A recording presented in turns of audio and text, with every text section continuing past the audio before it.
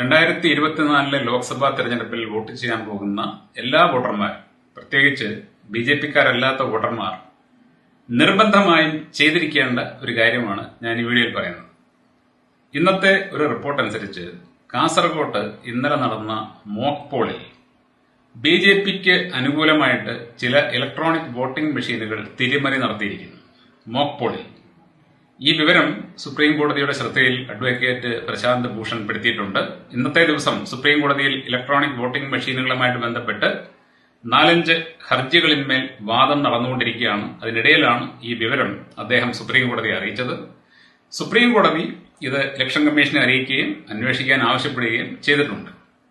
Electronic voting മെഷീനുമായിട്ട് ബന്ധപ്പെട്ട് supreme കോടതി എന്ത് തീരുമാനമാണ് എടുക്കാൻ പോകുന്നത് നമുക്ക് അറിഞ്ഞുകൂടാ.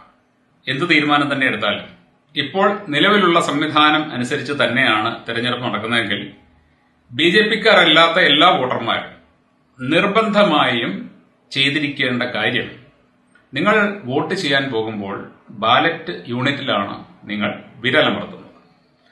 ഒന്നാമതായിട്ട് നിങ്ങൾ ശ്രദ്ധിക്കേണ്ടത്, ബാലറ്റ് യൂണിറ്റിൽ നിങ്ങൾ ആർക്കാണോ വോട്ട് ചെയ്യാൻ ആഗ്രഹിക്കുന്നത് ആ സ്ഥാനാർത്ഥിയുടെ ചിഹ്നം കൃത്യമായിട്ട് കണ്ടെത്തുക എന്നുള്ളതാണ്. കാരണം പല ബാലറ്റ് യൂണിറ്റുകളിലും സ്ഥാനാർത്ഥിമാരുടെ ചിഹ്നങ്ങൾ കൃത്യതയില്ലാതോ അല്ലെങ്കിൽ തെളിമയില്ലാതെയാണ് വരുന്നത്.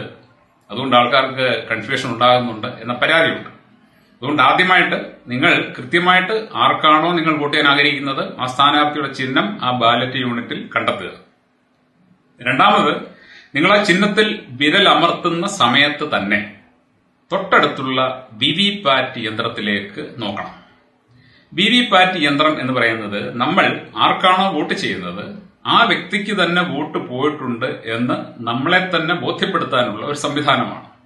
നിങ്ങൾ ബാലറ്റ് യൂണിറ്റിൽ വിരലമർത്തുമ്പോൾ വിവിപാറ്റിന്റെ ഉള്ളിൽ ഒരു സ്ലിപ്പ് പ്രിന്റ് ചെയ്യപ്പെടും. ആ സ്ലിപ്പ് നിങ്ങൾക്ക് ഗ്ലാസിന്റെ ഉള്ളിലൂടെ കാണാൻ സാധിക്കും. ശ്രദ്ധിക്കണം, 7 സെക്കൻഡ് നേരത്തേക്ക് മാത്രമേ ഈ സ്ലിപ്പ് ഡിസ്പ്ലേയിൽ നിൽക്കുകയുള്ളൂ. 7 സെക്കൻഡിന് ശേഷം അത് അതിന്റെ അടിയിലുള്ള ഒരു പെട്ടിയിലേക്ക് തനിയെ വീഴും. അതുകൊണ്ട് നിങ്ങൾ വിവിപാറ്റിലേക്ക് നോക്കാതിരുന്നാലോ നോക്കാൻ താമസിച്ചാലോ ആർക്കാണ് വോട്ട് വീണത് എന്ന് ഉറപ്പാക്കാൻ പറ്റില്ല. അതുകൊണ്ട് നിർബന്ധമായും നിങ്ങൾ ഇത് ചെയ്തിരിക്കണം. അതായത് നിങ്ങൾ ബാലറ്റ് യൂണിറ്റിൽ വിരലമർത്തുന്ന സമയത്ത് തന്നെ വിവിപാറ്റിലേക്ക് നോക്കി നിങ്ങൾ ആർക്കാണോ വോട്ട് ചെയ്തത് അതേ സ്ഥാനാർത്ഥിയുടെ പേരിൽ തന്നെ വിവിപാറ്റ് സ്ലിപ്പ് പ്രിന്റ് ചെയ്തിട്ടുണ്ട് എന്ന് ഉറപ്പാക്കണം. അതിനുശേഷം മാത്രമേ നിങ്ങൾ ബൂത്ത് വിടാവൂ. ഇനി ഏതെങ്കിലും കാരണവശാൽ നിങ്ങൾ ചെയ്ത വോട്ട് നിങ്ങൾക്ക് കാണാൻ സാധിക്കാതെ വന്നാൽ, അതായത് വിവിപാറ്റ് സ്ലിപ്പ് പ്രിന്റ് ചെയ്യാതിരിക്കുകയോ അല്ലെങ്കിൽ പ്രിന്റ് ചെയ്ത സ്ലിപ്പ് നിങ്ങൾക്ക് കാണാൻ സാധിക്കാതെ വരികയോ ചെയ്തു കഴിഞ്ഞാൽ നിങ്ങൾ ആ സമയത്ത് തന്നെ ആരാണോ ആ ബൂത്തിന്റെ ഇൻചാർജ് ആ വ്യക്തിയെ വിളിച്ച് ഇക്കാര്യം പറയുകയും ആ പ്രശ്നം പരിഹരിക്കാൻ ആവശ്യപ്പെടുകയും വേണം. നിങ്ങളുടെ ആ പ്രശ്നം പരിഹരിച്ച ശേഷം മാത്രമേ അടുത്ത വ്യക്തി വോട്ട് ചെയ്യാവൂ. അത് നിങ്ങൾ ഉറപ്പാക്കണം.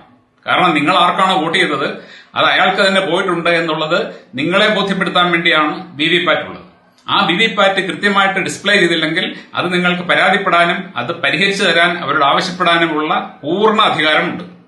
അതുപോലെ തന്നെ നിങ്ങൾ ചെയ്ത വോട്ട് നിങ്ങൾ ഉദ്ദേശിച്ച സ്ഥാനാർത്ഥിക്കല്ല മറ്റൊരു സ്ഥാനാർത്ഥിക്കാണ് പോയതെങ്കിലും ആ പ്രശ്നവും പരിഹരിക്കാതെ അടുത്ത വ്യക്തി വോട്ട് ചെയ്യാൻ പാടില്ല.